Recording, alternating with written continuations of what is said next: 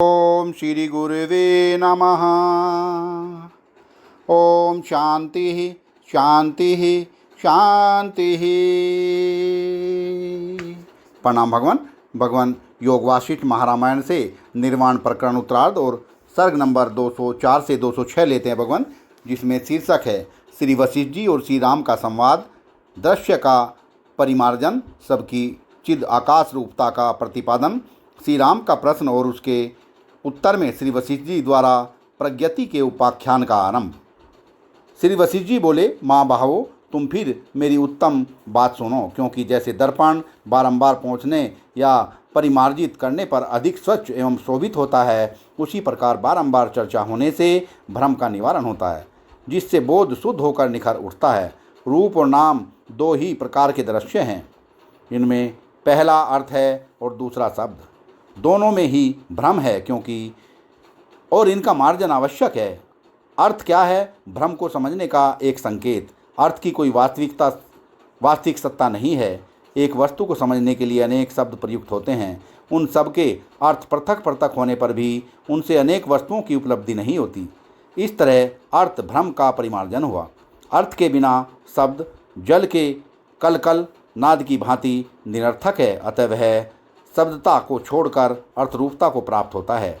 इस तरह अर्थ भ्रम के मार्जन के साथ उस शब्द भ्रम का मार्जन भी हो जाता है। वास्तव में यह दृश्य स्वप्न की भांति चेतन का संकल्प मात्र है। जगत की उत्पत्ति कब और कहाँ हुई है?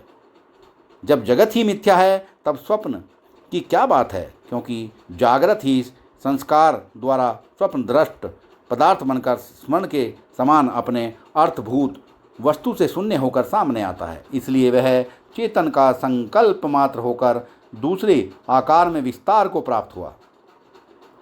जैसे मुझ में स्वप्न जगत रूप निर्मल चिद आकाश रूपवान होता हुआ भी रूप रहित है, और उसी प्रकार यह त्रिभुवन भी साकार दिखता हुआ भी निराकार ही है।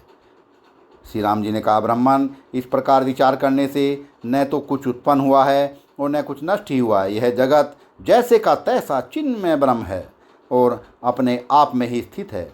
जैसे द्रव ही जल है, उसी तरह चेतन में स्फुरण नामक जो स्वरूप का विस्तार है, वही यह जगत कहा गया है।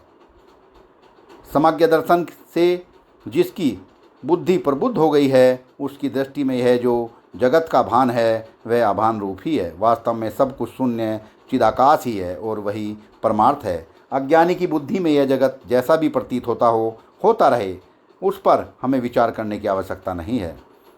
श्री वशिष्ठ जी बोले, रघुनंदन, तुमने इस विषय को जैसा समझा है और आगमों ने भी जैसा इसका वर्णन किया है, वह सब ज्यों का त्यों ठीक है। अब बताओ हम यहाँ और क्या वर्णन करें? श्री रामचंद्र जी ने पूछा, ब्राह्मण, बताइए यह चिन्मय महाकाश ब्रह्मांड के रूप में कैसे परिणित हो गया? इस ब्रह्मांड की विशालता कितनी है और यह कब तक रहेगा? श्री वशिष्ठ जी कहते हैं, निष्पाप रघुनंदन, जिसका बिना किसी कारण के भान होता है, उसका वह भान कुछ भी नहीं है। वास्तव में परमार्थ स्वरूप ब्रह्म ही उस रूप में दिखता हुआ अपने परमार्थ स्वरूप से ही स्थित है। महामते, इस विषय में कभी किसी ने अपने उत्तम बोध की पुष्टि के लिए मुझसे एक महान प्रश्न किया था। तुम उस उत्कृष्ट एवं महान प्रश्न को सुनो। त्रिलोकी में जिसकी बड़ी ख्याति है और जो दोनों ओर से दोनों समुदायों द्वारा घिरा हुआ है, वह कुशद्वीप इसी भूतल पर स्थित 7 महाद्वीपों में से एक है। वह भूमंडल को कंगन के आकार में घेर कर बसा हुआ है। वहाँ पूर्वोत्तर दिशा में इलावती नाम से प्रसिद्ध एक स्वर्णमयी सी नगरी है। उस नगरी के पूर्व भाग में एक राजा थे, जिनका नाम प्रज्ञति था। जगत के सारे प्राणी उनमें अनुरक्त थे। वे इस दृष्टि से दूसरे इंद्र के समान प्रतिष्ठित थे।